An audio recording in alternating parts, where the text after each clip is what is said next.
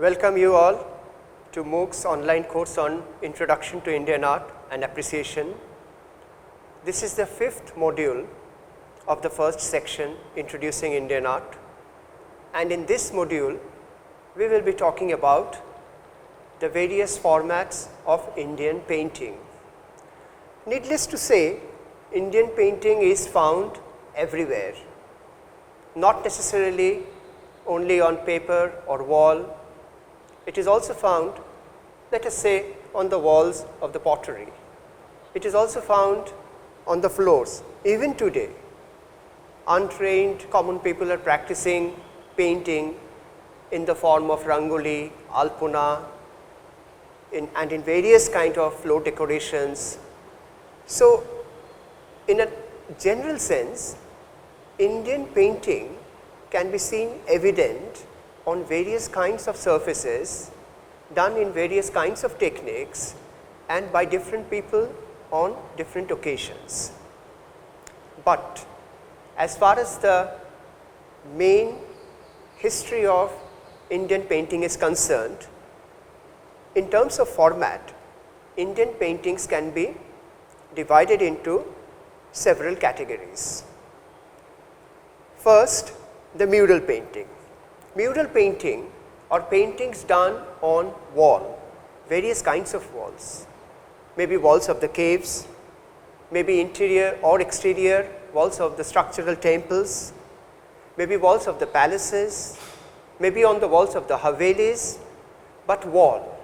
Wall happens to be a very favorite surface for the Indian painters, and we do have a very rich tradition of wall painting or mural painting in the history of Indian art.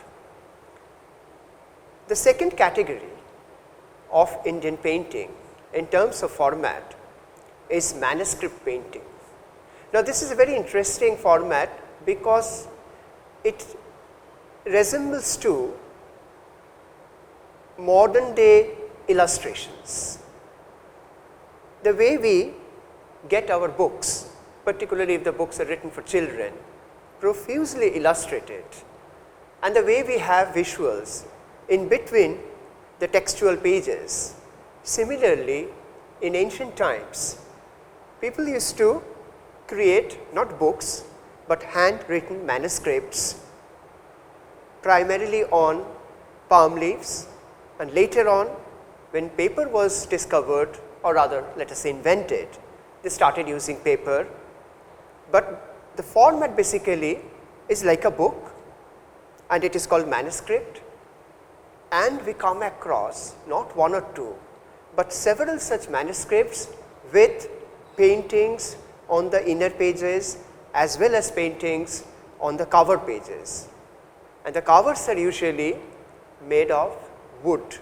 So, you have wooden covers, two wooden covers, one on top, another at the bottom. In between these two wooden covers, you have several pages, either palm leaf pages or paper pages. Now, if the first category, that is mural painting, in terms of scale is generally found to be very large, very big, and obviously it is so, because they are doing the paintings on the walls of the caves, on the walls of the palaces, on the walls of the temples. So, they have huge spaces to be covered with paintings. On the contrary, the manuscript paintings are very, very small in size, because the manuscript themselves are very small and the manuscript pages are mostly covered with texts or inscriptions. Hence, a little bit of space is usually left for the painters to fill up with certain kind of images. We shall see examples of both these kinds very soon. And the third, probably one of the most well known and globally reputed form or format of Indian painting is what we generally know as miniature painting. Miniature painting can also be called court paintings, because most of the miniature paintings were done at the court and under the patronage of some king or the other. So, miniature paintings can be small, There are a few examples of miniature paintings which are slightly bigger, but never as big as a mural painting and never as small as a manuscript painting. So, when we are talking about the format of Indian painting, in terms of these three categories, mural painting, manuscript painting and miniature painting, we are also indicating the size and scale of these paintings.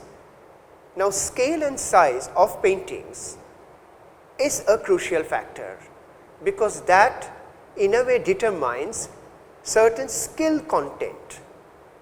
I mean, if it is a big size mural painting, you can move your entire hand from elbow to the wrist or from shoulder to till the tip of your finger. You have a huge space to cover, you have a different kind of body movement when you are doing a mural painting.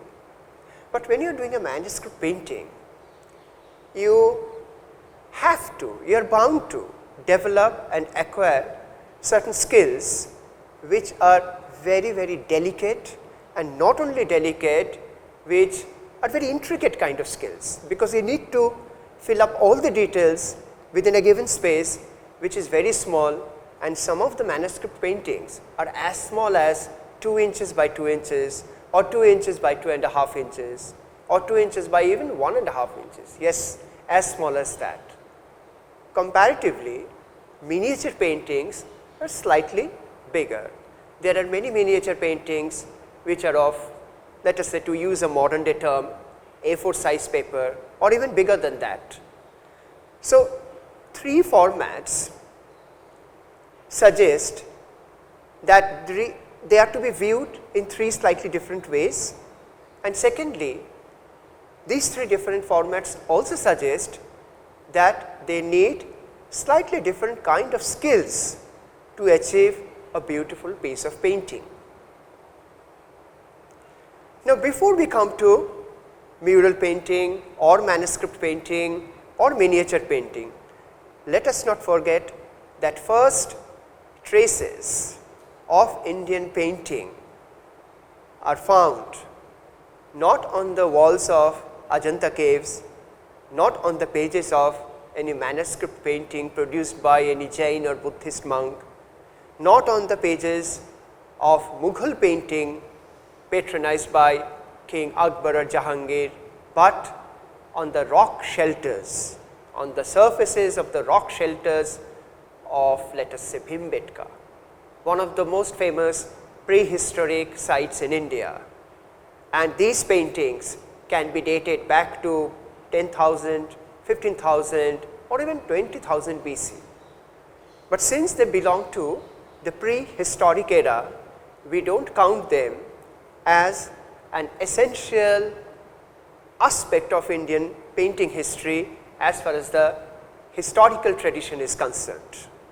But still, we cannot simply forget that 15,000 years back, 20,000 years back, some unknown people, anonymous people, prehistoric people with hardly any improved facilities of life, they had this wonderful skill and imagination, and with that they filled up huge rock surfaces of Bhimbetka, and the journey of Indian painting began there.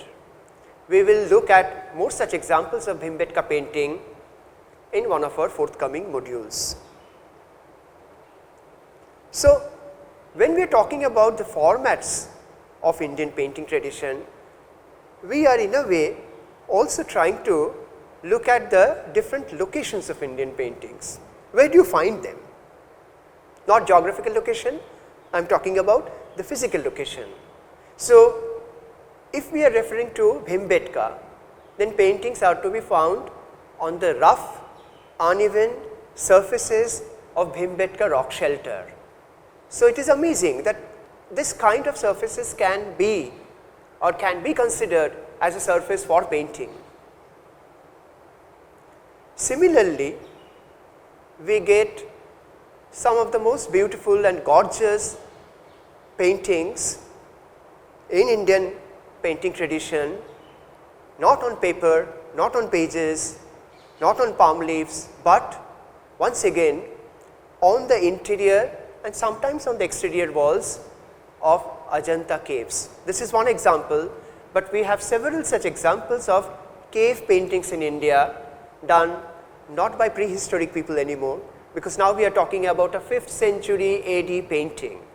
So, by that time Indian society had developed, and by that time particularly the Buddhist communities, they had chosen the interior of caves to be the best place to get their images about Buddhism painted profusely, brightly, with lot of colors. And since they wanted, at least they wanted these paintings to remain forever or as long as possible.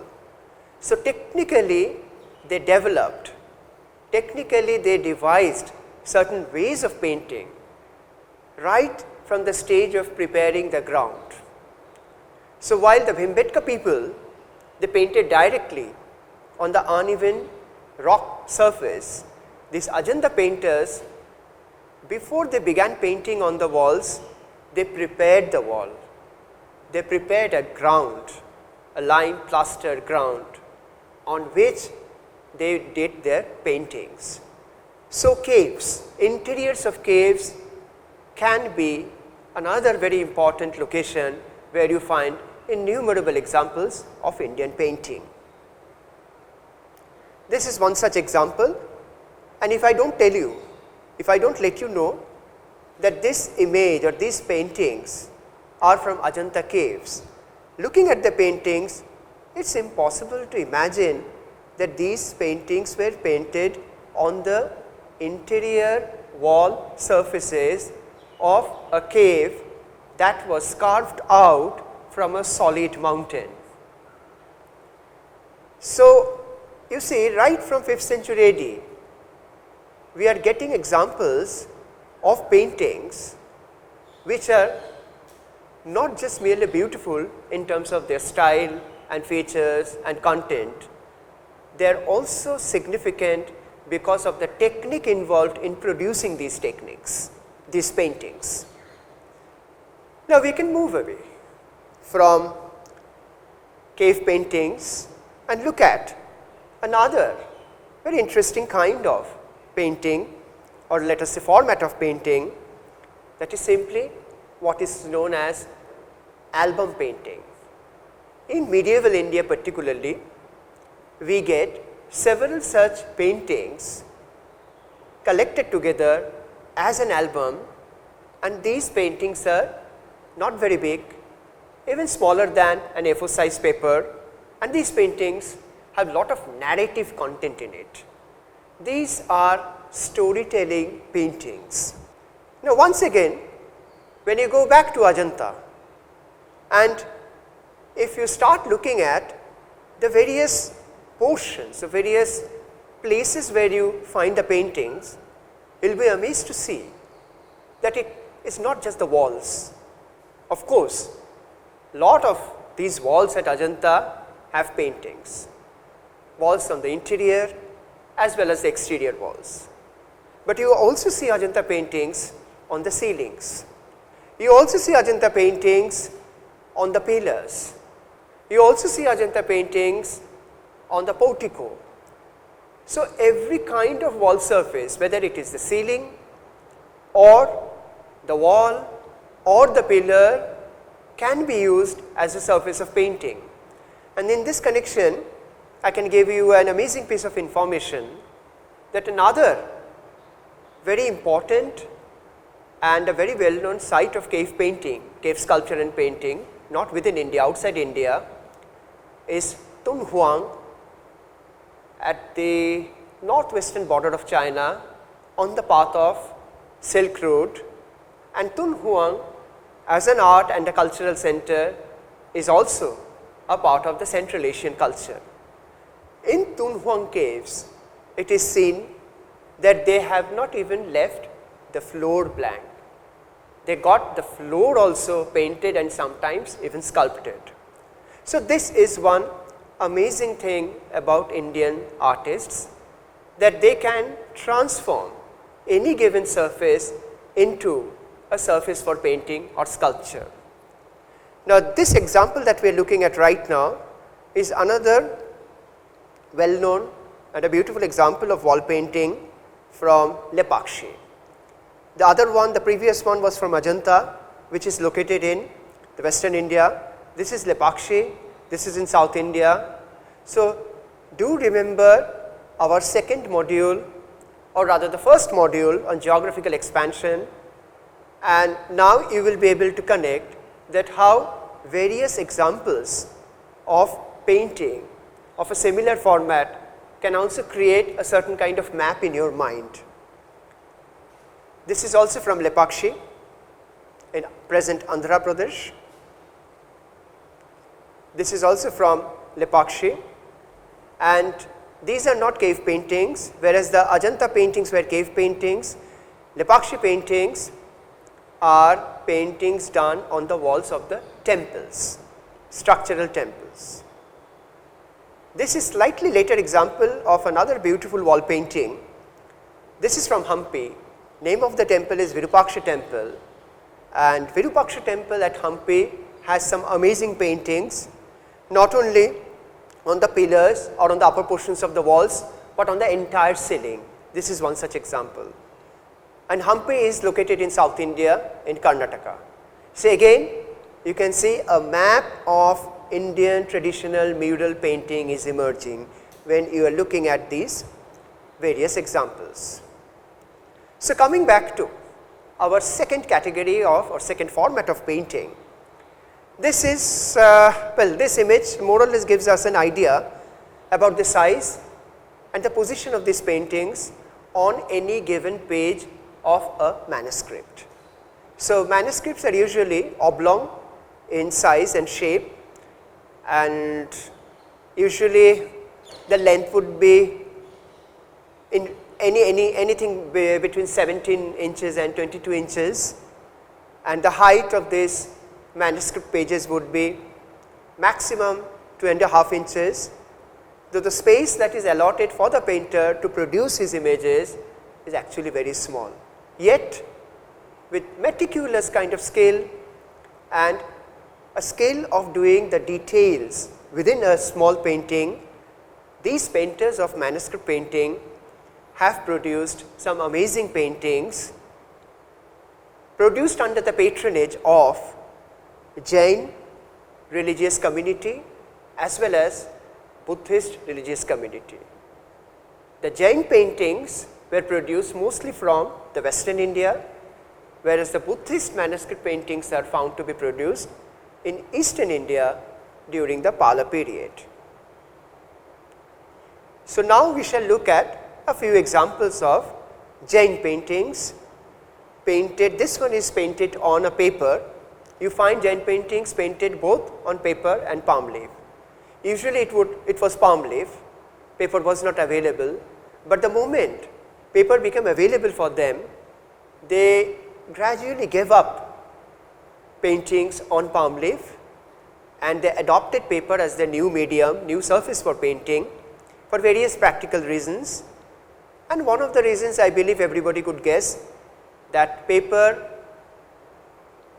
gives you more freedom in terms of the size and shape, and you can have a bigger manuscripts, whereas palm leaf is more kind of limited in shape and size. This is one example of Buddhist manuscript painting. Now, if I do not show you the entire length of the page, it is difficult to actually imagine how small these paintings are.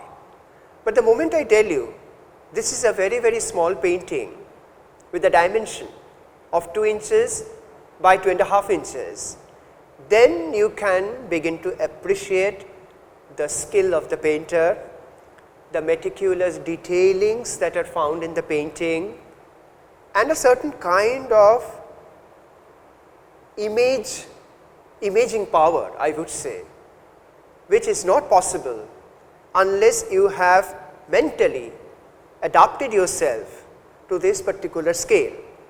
So, if you ask a mural painter to do a small size painting on a manuscript on a manuscript page, it may not be possible at all for him to say yes and go ahead, because one is used to a certain kind of format, a certain kind of size and scale, and for each format you need a specialized team of very expert team of painters. This is another example of a Jain painting painted on paper. So, manuscript paintings actually form a bulk of this category of Indian painting. This image gives us more or less a reasonably good impression, an idea of how these pages were made, the format of the painting, and at the top and the bottom of this image you can also see not pages but covers, wooden covers, and since wooden covers usually do not have any inscription, no scripts, hence the painters have the complete freedom to cover the entire covers with paintings. So, if you see any oblong shaped piece of painting which looks like a manuscript painting, but without any script, you can feel assured that this should be not a page from the manuscript, but a cover of the manuscript. A few more images like this.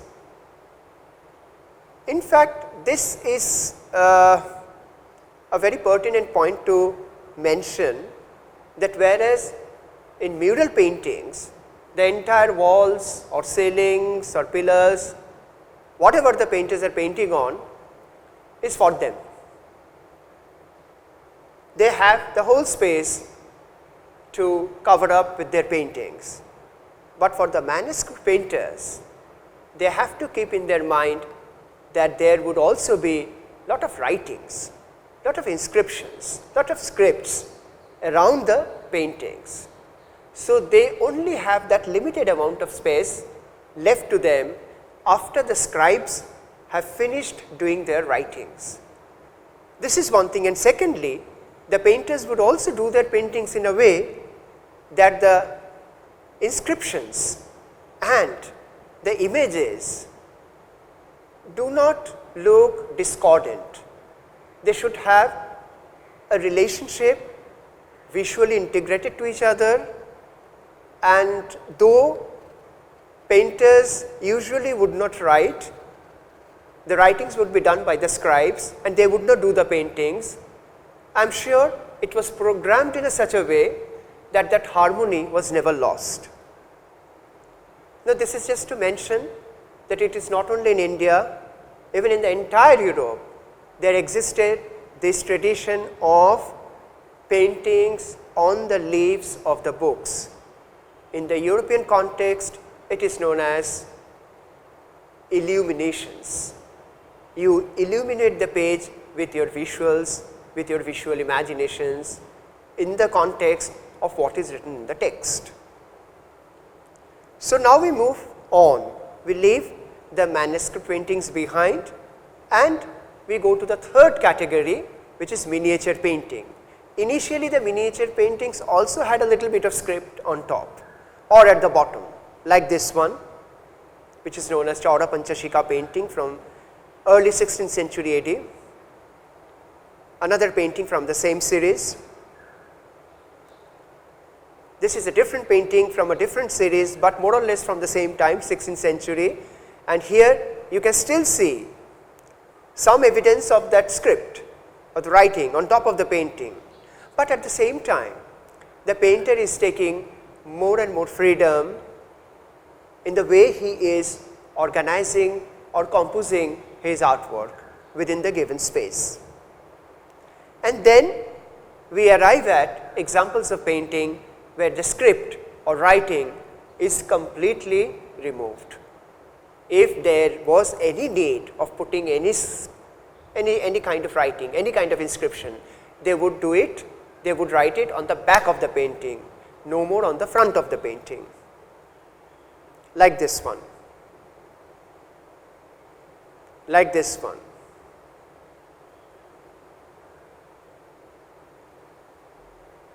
Like this one.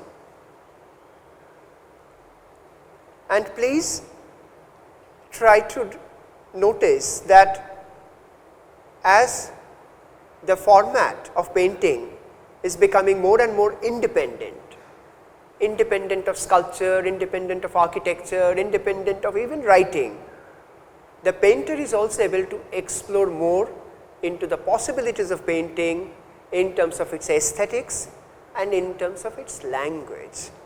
We can discuss more about it in one of our subsequent modules on Indian miniature paintings.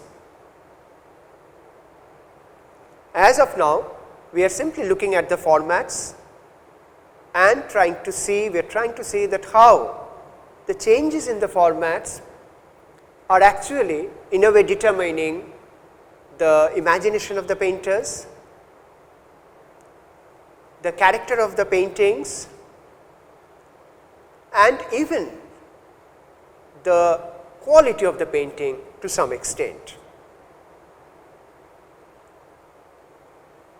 So, we are now looking at some of the gorgeous paintings at the end of the spectrum of the Indian art history, that is Mughal painting, and there we see that although some of the Mughal paintings do allow the script to have a place within their painting, but usually they are conceived independently with a great amount of creative freedom by the artist. Thank you so much.